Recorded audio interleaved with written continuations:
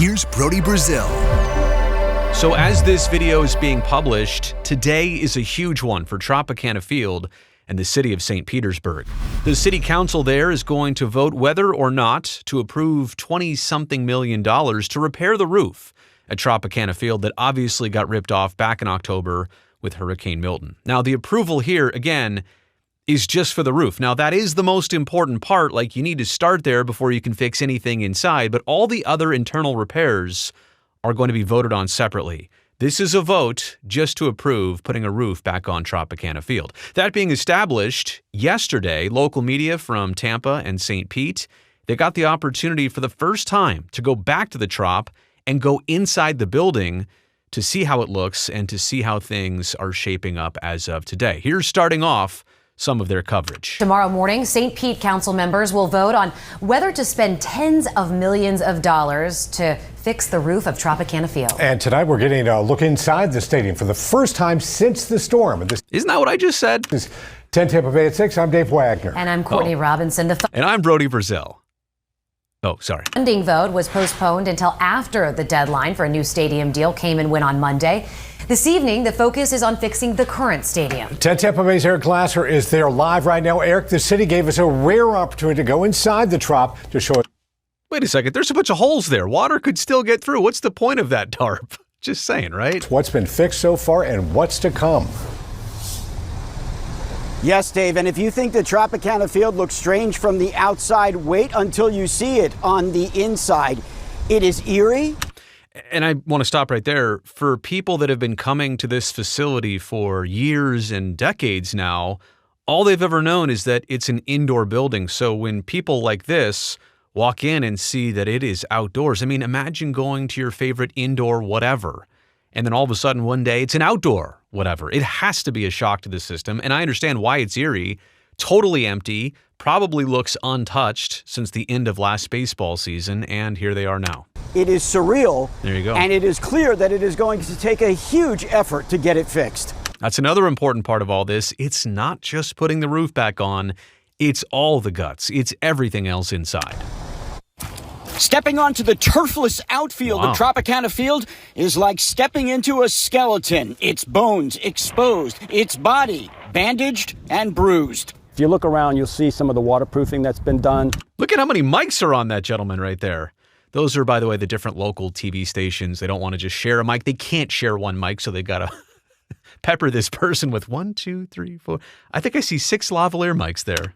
To protect the areas behind the bowl, the field and the seating, and to try to minimize the amount of rain and water that's going to continue to get in here, because we know it's going to take us a while to get the roof back up. Everywhere you look, there are tarps and sandbags trying to protect the inner workings of the stadium and its concession areas. The Trop has no drainage system of its own because it was always thought that the roof would protect what's inside. And that's why people always said, why can't they just play games? So what? It's an outdoor stadium. Yeah, because it's a big bucket.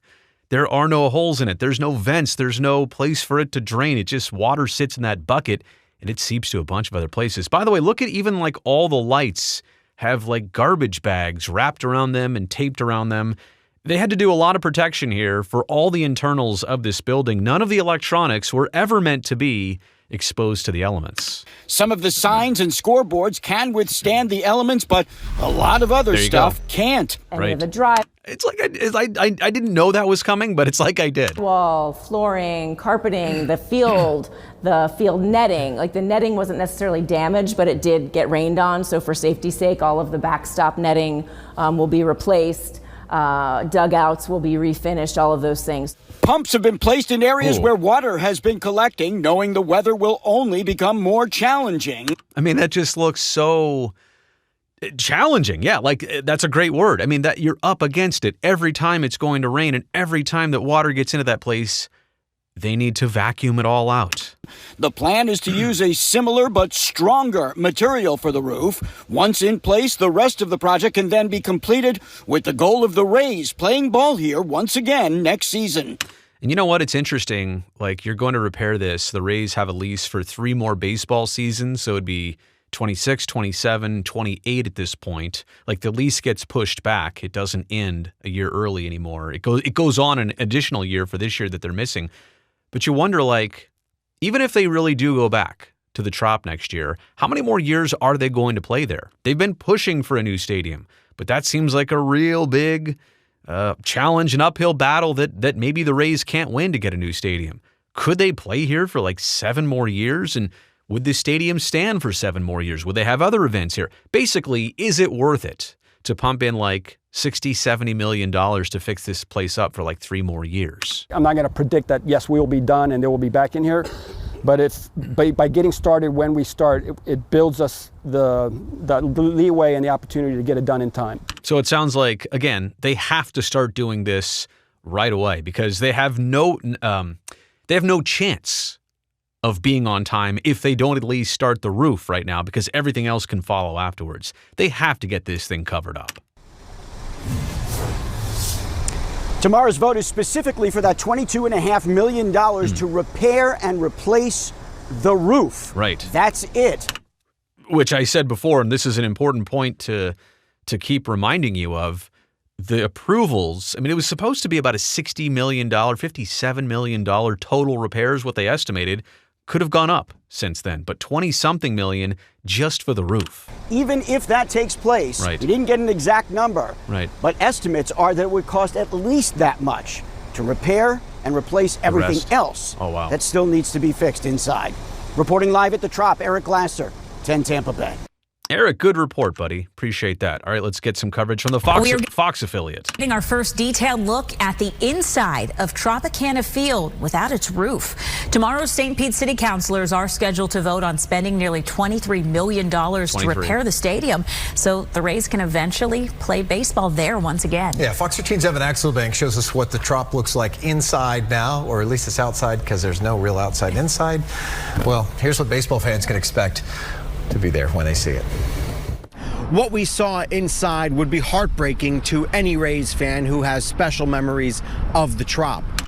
Again, I don't think, unless you're a Rays fan, you can't understand the heartbreak feeling that everybody else does here. It's a place that, even though it wasn't perfect, it was their place, still is their place.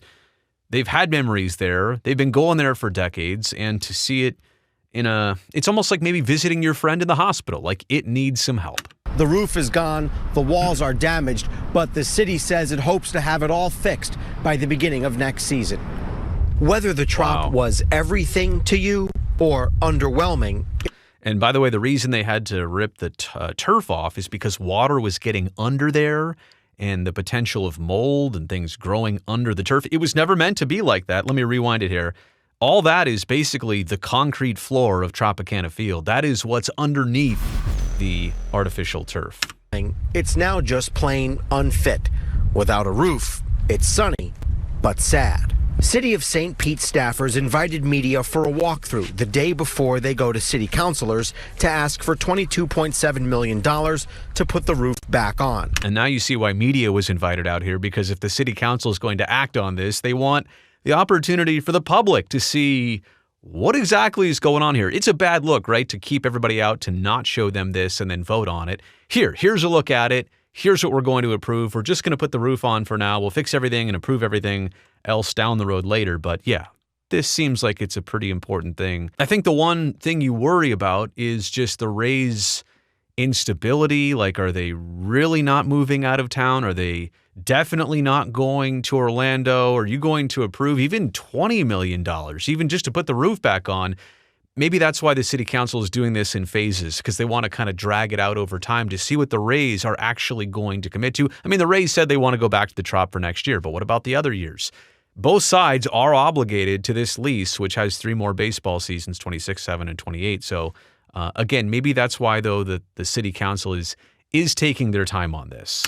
The fabric will be thicker, and thus, they hope stronger than what was blown off in Milton's 105-mile-an-hour winds. And by the way, they said back then in October that maybe the tarp, the Kevlar tarp, that's what it was, that it probably only had a lifespan of 20-something years, and here we were closer to 30 years on it, and that's why the hurricane might have done some extra damage on it. If the money is approved, roof reconstruction will start in August. By getting started when we start, it builds us the leeway and the opportunity to get it done in time. By that, city staff means opening day of 2026. Some work can be done in the meantime, but much of the repairing will have to take place once the roof is on and tested for waterproofing. City staff figures by December, workers can start on the electronics that got fried. Until then, the second deck, outfield seats, and dugouts are sealed by waterproof tarps. I mean, again, there's not everything is covered, and there's huge holes in some of those tarps. Is it really waterproof? Maybe they know it's not going to rain tomorrow, or maybe it is. Concourses have temporary doors. So I saw pictures of this. By the way, we're going to do a slideshow at the end of this video. I think the reporter of this story, forget the name, Axelrod, we'll go back to it in a second, took a bunch of photos in the walk around here. And yeah, they put doors in to kind of those tunnels where you walk in to get to the concourse. They obviously had to seal it, and people need to go in and out, so they just built a door there. We're contractually obligated to make it playable for Major League Baseball, and we have to meet Major League Baseball standards. So we have a Major League Baseball representative that's on our weekly meetings. The Rays have said they're... That's sad. That sign is sad right there. Even that sign looks like it has gone through something else even before Hurricane Milton, but my goodness. Working on finding ideas and investors for a new ballpark somewhere in Tampa Bay. But because of the missed year, the Trop lease now extends until the end of 2028, meaning the Trop could see another 3 years of baseball.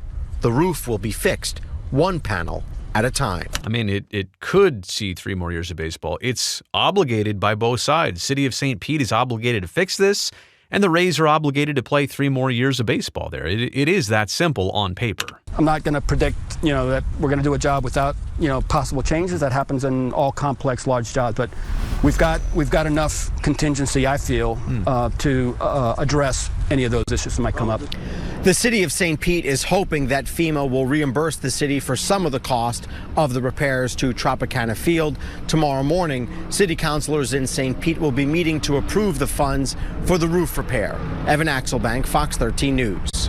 Did I say Axelrod before? I apologize. Evan Axelbank, whose photos, again, we will get to in just a second. Evan, good reporting there. All right, let's go to the NBC affiliate, Channel 8, WFLA. Well, we are finally getting our first comprehensive look inside the Trop since the hurricane last fall. Good afternoon. I'm Stacey Schott. And I'm Josh Benson. Thanks. And I'm Brody. Oh, never mind. For being with us tonight. Sorry, it's just old instinct. Tomorrow, St. Petersburg City Council will consider whether to approve a plan to repair the stadium and start the process of getting it ready for baseball once again. News Channel 8's Jeff Patterson is at the Trop to show us what it's like. Jeff. This is my dude right here. Listen to the pipes on this reporter. I'm envious of the way he presents. Good evening, Josh and Stacy. Well, the roof is gone. There is water damage inside and a lot of work to be done here. But tomorrow, St. Petersburg City Council will consider if a plan to repair the roof is worth the effort and expense. From the stadium floor, Tropicana Field looks substantially different than it did before hurricane damage. The roof is gone. Giant tarps protect open areas. And it's clear some work has started even before major repairs begin. This whole process over the last several months was to confirm that we can replace this roof, to confirm that structurally and from an engineering standpoint, we were going to be able to meet the building codes that are relevant today. The city has identified a contractor to install a new roof and a manufacturer to make the material needed. Which all the while, by the way, has not been easy. Everybody said, oh, just you order tarp like it's at Home Depot or something. All of this is a custom repair job that takes months of fabrication and production and transportation and installation and yeah. But the roofing material will be made in Germany, shipped to China and assembled there. There you go. So it's a project that may be impacted by tariffs. Oh, boy. We do anticipate that there could be tariffs. I didn't even think about that part. We have funding, we have money in the GMP, the guaranteed maximum price. In the event that does happen. The city says it has a guaranteed maximum price in the contract that will account for everything from tariffs to construction delays due to rain and storms. But looking around the stadium, you can see it won't be a quick fix. Yeah. The artificial field turf is gone. The infield dirt is gone. And behind the scenes, there are a lot of repairs to be completed. In some areas, we've removed drywall, we've removed some carpeting, we've removed some ceiling tiles, a significant amount of ceiling tiles, and those will all be replaced as part of the repair. I mean, anybody who's got a home and is familiar like with any kind of water damage and mold, and I mean, you do not want to mess with that stuff. You do not. The city is contractually obligated to make repairs to Tropicana Field, and city officials say they believe that those repairs can be completed in time to start the 2026 baseball season here. Josh? We have seen a lot of timelines, Jeff. So is the city expected to approve the plan to replace the roof tomorrow? Today. Well, we've come to expect the unexpected, haven't we, when it comes to Tropicana Field? The city could negotiate their way out of that contract, meaning they could pay the Rays to not play baseball again here. But it'll remain to be seen tomorrow as to exactly what happens, Josh. Yeah, what a predicament. All right, Jeff Patterson live in St. Pete for us. Thanks. By the way, Jeff, if you ever get to watching one of my videos here showing your work and talking about your voice, you should be doing movie trailers. You command that type of audience. You really do. No, in all seriousness, I am jealous. All right, I don't know what station this is, but I think this is the last video clip. At our first look inside Tropicana Field since Hurricane Milton ripped the roof off. Our dedicated Pinellas County reporter Casey Albritton takes you inside for the first time since the storm and what is supposed to happen next. I cut off the anchor from the screen here. My bad. Rays of sun shine through the once covered top of Tropicana Field. Professionals who do this and work on stadiums day in, day out, they have given us a schedule that says, yes, it is doable. With hope, the Trop will once again host the Tampa Bay Rays. There's the shot through the door they built through the concourse. Now you can really see it here. I'll rewind it for you. Literally going right through that door they bought at Lowe's or Home Depot. With hope, the Trop will once again host the Tampa Bay Rays. Anything can happen. I'm not going to predict that, yes, we will be done and they will be back in here. But by getting started when we start, it builds us the leeway and the opportunity to get it done in time. Engineers with the city of St. Pete have been crafting a plan to repair the field. It includes a strong roof material that will be constructed in Germany and shipped out of China. But possible tariffs are a concern. We can't predict that it will, but we know that at least with the product in its final form coming from China, that could be an issue. So we do have a contingency for that. You can tell that the media was informed of the same things, but also asked a lot of the same questions. That's how it happens at events like this. And we're watching 4 different stations cover the same story and event here. Another possible issue is the majority of the work would be done during hurricane season. It's designed to the wind loads that we have today, which far exceed the wind loads that we had in 1995. So I can't predict what might happen, but we're setting it up to succeed. And tarp will be covering parts of the inside of the stadium while the project is going on to prevent from any further rain damage. Experts say if everything goes according to plan, the roof would be installed in August and could be completed by December. Once the roof is installed, repairs will be made on the inside, including turf, lighting, drywall, flooring, and fixing electronic systems. The St. Pete City Council is scheduled to vote on the roof replacement project at Thursday's meeting. Engineers are hopeful the Rays will return in 2026. We've got enough contingency, I feel, to address any of those issues that might come up. I'm Pinellas County reporter Casey Albritton, ABC Action News. Yeah, because the other part of this is that Steinbrenner Field, the home of the Yankees during spring and their single-A minor league affiliate during the regular season, the Yankees have basically already said, yeah, this lease for 1 year, $15 million, what the Rays are renting at Steinbrenner Field, it's a 1-year thing only. So quite honestly, what other options do the Rays have in Tampa or St. Pete if Tropicana Field is not done? Yeah, I know there's some other minor league complexes, but none of them really make sense, as much as the Trop does, if, in fact, this gets fixed up. And I know taxpayers are not going to be happy with the $50 to $60 million to fix this place up for a team that tried to lock down a future home and obviously couldn't, but I digress. Okay, let's get into the photo slideshow. And again, these coming to us from reporter Evan Axelbank, and you can kind of see that, yeah, roof tiles are removed here, but other than that, on this lower concourse level, nothing immediately looks to be wrong. Now, that could also be misleading, that the damage is done on interior walls and spaces and places you can't see. Obviously, taking those tiles out, maybe those ceiling panels were never even in. That's kind of a style too. But some of these photos you're going to look at and say, well, nothing is that different. Like here, basically, nothing is different. The Jose Siri picture is up, but there's the plastic covering those concourse entrance doors. It's kind of like if you've ever had work done on the inside of your house during a remodel or a repair, and they don't want dust and debris to flow through the house. Well, in this case, they don't want water to seep in or to get in through any of those openings. They're trying to seal the inside from the outside as much as they can. But in some of these photos, again, you really can't see much going on. I don't know what those were. Some type of antennas, it looks to be, maybe Wi-Fi antennas, some type of RF transmission or receiving device. But those clearly were damaged in this process, and those have obviously been removed from service. So they're not only going to have to put the roof on, they're going to have to basically test out every single system inside Tropicana Field just to see what works and what doesn't. Now, I was told that these banners possibly used to be displayed out more in the field area, not in this hallway, that they just kind of moved them in the hallway for now. I don't know if that's true. If you go to Tropicana Field regularly and you recognize where these banners are at, are they always there like that? It'd be nice to get some clarity on that. If they're, just trying to protect things, like things will be dry and protected and taken care of in this hallway. But again, you haven't really seen any, pictures like that. Now just give that a second. I mean, if you've spent hundreds of hours and been to dozens or hundreds of Rays games over 10, 20 plus years, and all you've ever known is that a roof was on this place, and now you're seeing it like that, it does have to be surreal.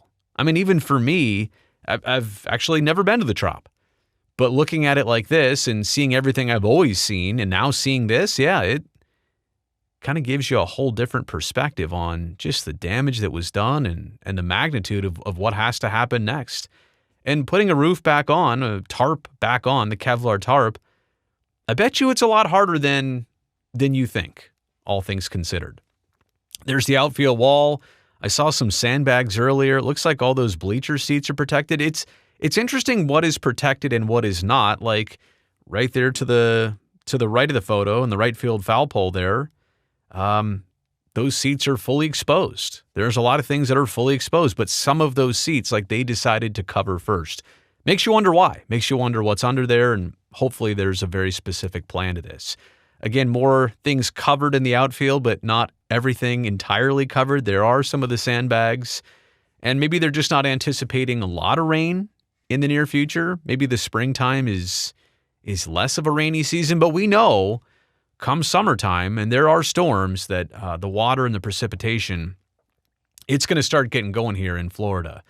A better look, a higher vantage point, and you can just see some of the damage done on facades in different areas. And I mean, it looks fairly well under control, right? Like, it's not as if we're missing sections of seats and there's a lot to be done here. There's a significant amount, but I will say it doesn't appear to be an impossible amount, even under the time constraints. There's one of the famous doors. Wonder if there's a lock on that thing. It's interesting why they just didn't leave it tarp, right? And usually there's like a Velcro thing or a zip up thing and you kind of walk through it, but they decided, you know what?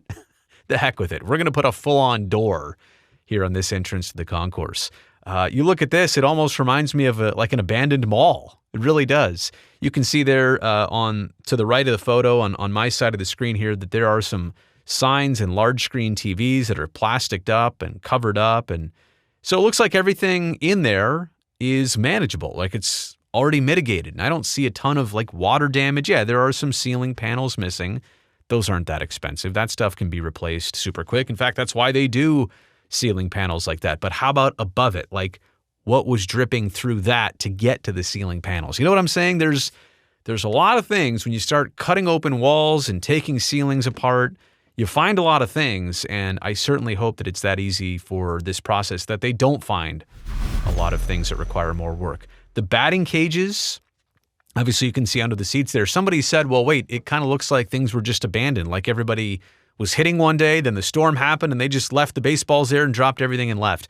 No, if you actually go back a week or two ago, I made a video on this, that Rays players were actually back at Tropicana Field doing work. They were cleared to go into the team and clubhouse facilities.